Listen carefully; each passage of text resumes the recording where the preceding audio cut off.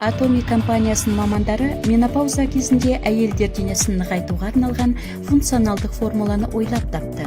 Атометтің корольдік сафорасы бұл әйелдер денсаулығының бірнеше мәселесін шешуге мақсатталған дәрумендер кешені болып табылады. Сафора әйелдер ағзасын, сүйектерді нығайтады, қан айналымын күшейтіп, қан мен тамырларды холестериннен тазартады. Сондай-ақ менопауза кезеңі мен гинекологиялық ауытқуларға жақсы көмектеседі.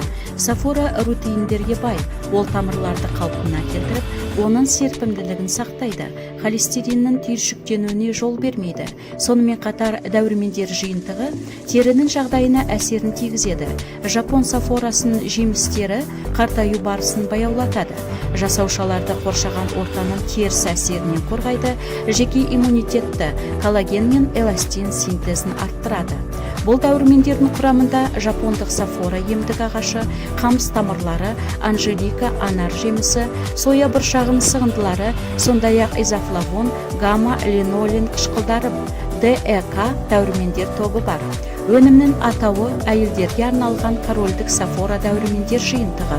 Қолданылуы күніне 2 капсуладан 2 реттен сумен жұта отырып ішіледі.